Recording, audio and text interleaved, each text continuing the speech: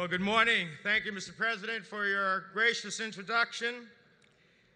Let me thank all of my friends in the construction trades, and particularly my friends from New Jersey, Billy Mullen, who's the president of the New Jersey Building Trades Council, and all of his people who are here and do such a great job. And I want you to know here at your convention that these heads of your unions, I know it firsthand because I see them in action. When you are not here at this convention, they are here saying we need to put our people to work, we need to do it now, and you should be proud of your leadership in this unions. Now, I appreciate the opportunity to come and speak with you today. We have always stood shoulder to shoulder on jobs and wages and health care and working conditions and celebration of American workers, and I'm proud in my 18 years in the House of Representatives and now in the United States Senate to be a 100% AFL-CIO voting member because I believe in working men and women in this country. You're the ones who helped build America and made the 20th century America's century, and you're the ones who are going to help rebuild this country and make this a great 21st century for America. And we're going to do it together. Labor, the Democratic Party, working side by side. Now, I don't need to tell you that we're living through tough and historic times. There's a lot of issues we can cover, but at the heart of it, it's about jobs. It's about expanding growth. It's about families across the country and what they're facing. To quote a phrase, it's about the economy, stupid. And that means it's about people.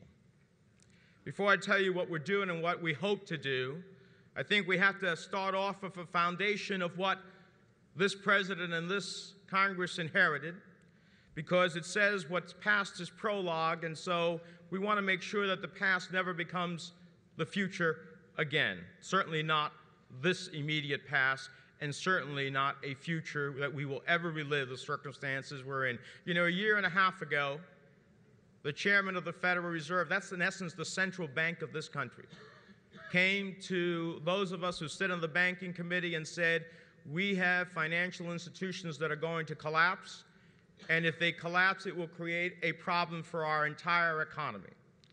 And when he painted such a dire picture and said, you need to act, I said to him, Mr. Chairman, surely you must have, this is Ben Bernanke, surely you must have enough tools at the Federal Reserve to get us through this period of time so we can think more proactively as to how do we deal with this economic challenge.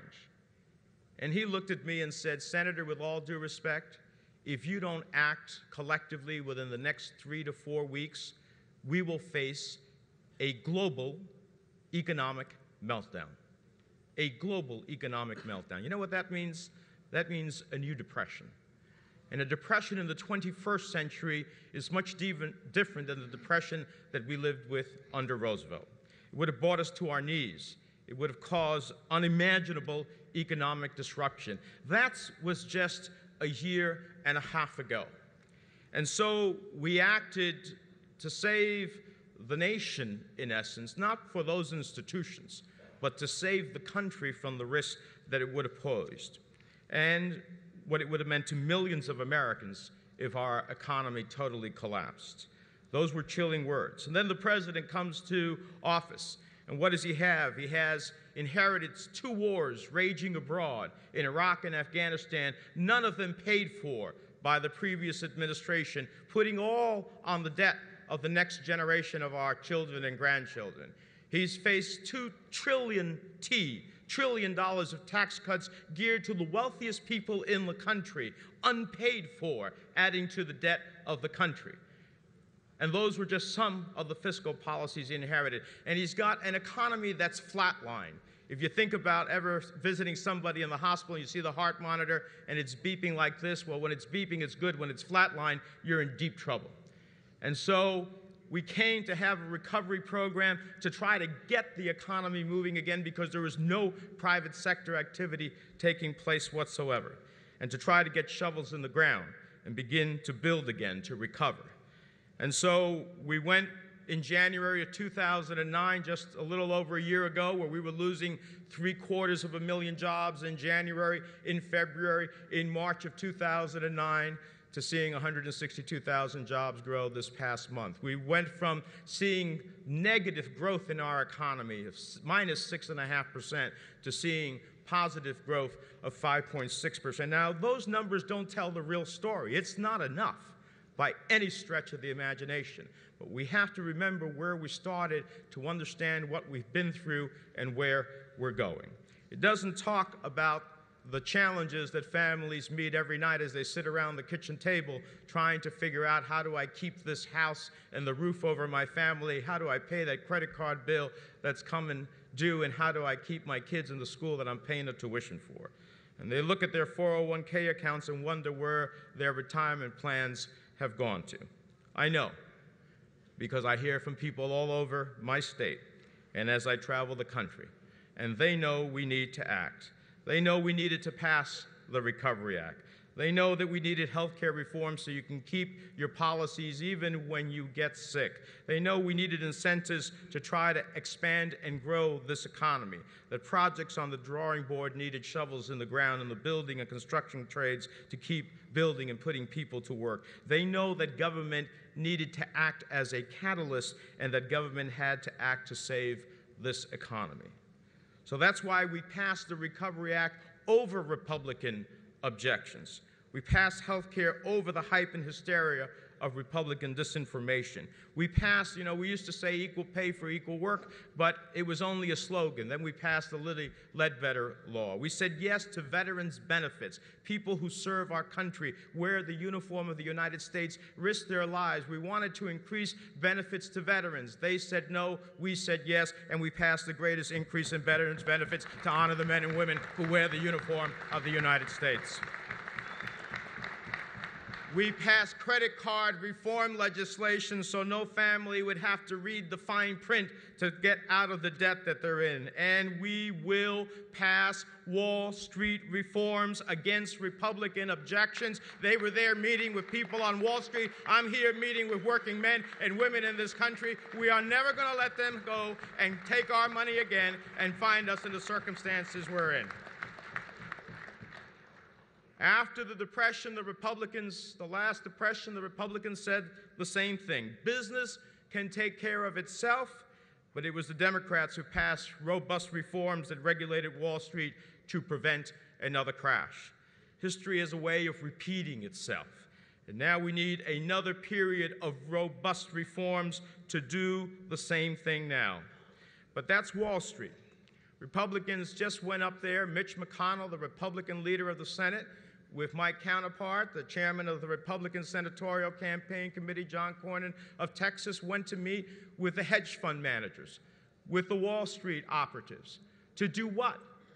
To stop the regulatory reform, to rein them in, to stop Wall Street from taking their risky bets and making it our collective debt. Well, we're not going to let it happen. We're going to fight them tooth and nail because we know the country should never, ever be put in a position again where someone can take a gamble and when it pays off, they cash in. But when the gamble doesn't do well, all of us have to pay. That's never going to happen again, and that's why we're going to fight it for the next 2 weeks. Now, we're beginning to see the light at the end of the tunnel, but there are still too many of our fellow Americans who are out of work. It's impossible when 15 million people are looking for 3 million jobs. It just doesn't work. So I want every one of you to know that I, and certainly so many of my colleagues in the Democratic caucus, we know that job 1 is to keep the American people safe, and job 2, job 3, and job 4 is to create jobs, grow this economy, and get people back to work with decent wages and working conditions so they can sustain their families and realize their hopes and dreams and aspirations. And there's a lot to do in that respect. We believe that there's a lot of construction and revitalization of old infrastructure systems that we need to work on. So much work that none of you should ever be able to take a day off. And that's why in the face of Republican obstructionism, we expanded a proven economic development, jobs creation, future-oriented program called the Build America Bonds. These bonds have one of the most successful pieces of the economic recovery package. They help finance nearly $80 billion in economic development projects for municipalities in all 50 states. They are projects that are a win-win for America. They help state and local governments finance vital public infrastructure projects, put Americans back to work. Many of you building better communities, better schools, retooling our infrastructure, and preparing for the new economy. That's what makes Build America bonds so effective. We lower the costs so that municipalities and state and local governments can have the wherewithal to have the resources to create that jobs, to ultimately put people back to work. And that's why we want to expand it. That's why we want to expand it. But in the effort of trying to do that, Republicans have said no to every effort we have made. No to the recovery. No to health care reform. No to unemployment insurance extensions while people are trying to get a job. No to credit card reform legislation, and no to regulating Wall Street. But we say yes to putting government to help work people and to put people back to work to rebuild our infrastructure and our economy. We're also not afraid about finding ways to stimulate the private sector to get people back to work. So we took on the naysayers and the fearmongers, and we're looking at a specific bill for tax-exempt bonds for water projects, for wastewater projects, to get people back to work. These, we believe, are a tool to get the private sector to start putting their money into our infrastructure.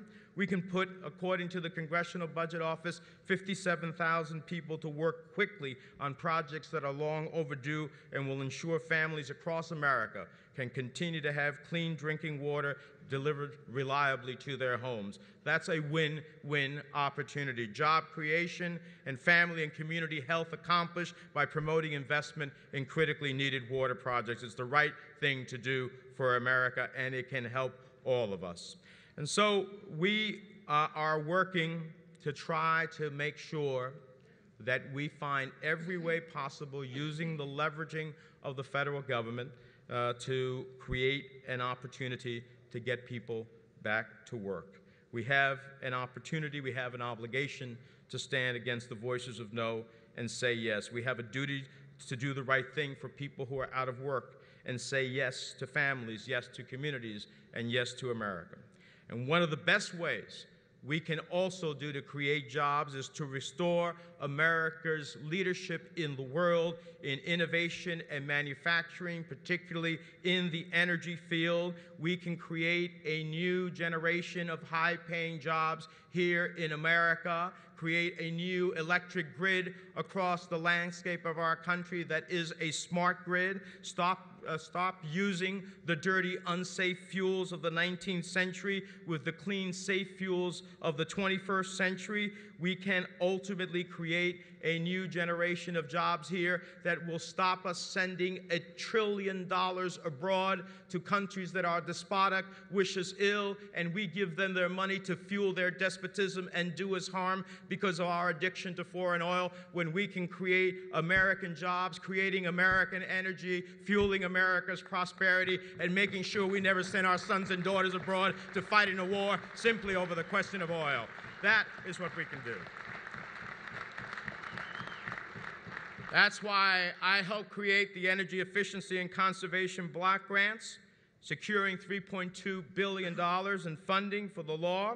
It's going to provide flexible funding to help local governments reinvest and invest in renewable energy sources, to put in, for example, in old buildings, new high energy efficient windows, or to look at new rooftops, or to, in essence, look at installing systems that will produce lower energy costs and at the same time lower energy consumption. It's why I just introduced legislation to create a green building tax credit that provides incentives for the construction of energy efficient buildings, particularly near transit villages, that we can create sustainable communities. It is time to say yes to smart growth and smart development in America, and to put you to work at the same time. So let me close by saying, we need to say yes to rebuilding this economy, yes to the needs of people in this country and the middle class, and yes, to treating workers fairly and giving them the respect they deserve. We need to ensure that workers are paid a fair day's wage for a fair day's work and fight with every fiber of our life against those who say no. No to everything that you stand for. We need to ensure the right to collectively bargain and have your grievances heard is never limited by how big or powerful your employer is, and that's why I'm a proud sponsor of the Employee Free Choice Act. I believe that each and every one of you should have the ability to come together in common cause to use your might to change your circumstances. And we need to ensure that those who played by the rules, followed the law, and gave their best can retire with dignity and economic security. That's what Democrats stand for. It's always been what we have stood for. I think you know it, and I certainly do. We've always been on the side of people who work for a living, not the bankers who play Russian roulette with our future, not on the side of the hedge fund managers and mortgage brokers. On your side, fighting for your rights, your benefits, your pride as American workers. We're on the side of providing tax relief for middle-class families, not the top 1% in the country that can do very well on their own. We're on the side of workers who lost their jobs through no fault of their own, not corporations that sent those jobs overseas. I sit on the Finance Committee, and I am for changing the tax code to make sure that we incentivize people to create jobs here, not to send them abroad to other countries where others are working for it. So that's what we stand for. That's what we're fighting for.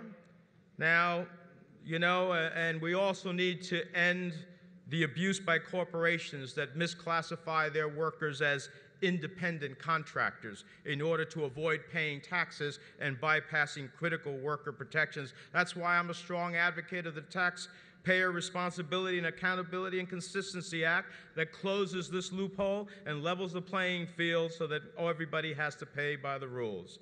And we also need to make sure as a country that so many of you and so many of your brothers and sisters who on September 11th, on that fateful day when there was the remains of the World Trade Center and construction crews rushed to sites to try to save lives, at that moment we were all Americans. All brothers and sisters, thousands of people risking their lives to save strangers they never saw and they never met. We need to continue that spirit of camaraderie, which is why I'm fighting to pass the James Sadroga 9/11 Health and Compensation Act that provides medical monitoring, treatment, and compensation to everybody who went to those sites and helped out. That's the least a grateful nation can do. So we're fighting in the interim to make sure that those, as you're looking for a job, that you can still sustain your family with unemployment compensation, something we've had to fight Republicans on tooth and nail every time. They have a feeling that, if you don't have a job, that's your problem. But families have to sustain themselves. And we already know that as an economic indicator, it helps to not only help those families, but more money is spent in the economy as a result of it. But my ultimate goal is not to be paying out compensation for unemployment. My ultimate goal is to pay people for work and to put people back to work, and that is what our focus has to be in the jobs that we create. So they tell us when we try to make these investments in our present, which I think are investments in our futures, Republicans talk about fiscal responsibility. But I don't remember hearing Republicans borrowing trillions with a T, trillions of dollars from China to pay for Bush's tax cuts for the wealthy. They weren't worried about fiscal responsibility then. I need to put men and women back to work now, and that will pay for itself in the long run. They have an outrage They have an outrage when we want to make investments in putting in our infrastructure now and say, oh no, you can't spend that type of money. But it was okay to rush into a $1 trillion war into Iraq, a country that didn't have weapons of mass destruction, a country that produced no clear and present danger to the United States, take our eye off the prize in Afghanistan, where Osama bin Laden was and still is, where the perpetrators of September 11th were, to go to a different country, take our troops, spend hundreds of lives, thousands of lives, unfortunately, and $1 trillion in Iraq. That's why I voted and opposed the war, and that's why I'm looking for us to draw down so we can finally bring our people back at home and ultimately change that reality. So, no is not an answer. We have had an unprecedented number. You know, in the Senate, when a senator doesn't want something to move forward, he uses a procedure called a filibuster. That may be foreign to some people, but basically it's the right of one senator to get up and start talking and talking and talking and stop the process from moving forward. And if you've got several of them that way, the only way we can overcome that is by having 60 votes. And so they have used that in the history of the Senate, in the history of our country. That was only used at the most at any given time, about 20 to 25 times. It was during the civil rights legislation where Southern senators tried to stop the progress on civil rights. That was the historic high. Last year alone, in 1 year, they used it 101 times to stop the progress that we want. So saying no doesn't create a job. Saying no doesn't create renewable energy and stop sending trillions of dollars abroad. Saying no doesn't make investments in transportation and infrastructure. Saying no doesn't give health care to any family. Saying no doesn't rein in the bulls on Wall Street. Saying no to the Employee Free Choice Act doesn't give workers an opportunity to have a level playing field. Saying no to unemployment insurance doesn't help people through these difficult times. Saying no to fair pay. Saying no to veterans benefits. Saying no to credit card reform. It's time that we say yes to an agenda that works with this president to move this country forward, and that's what we are fighting for. That's what we need your help with. And together, we're going to get back to work, and we're going to make this century a great American century. Thank you so much for having me with you.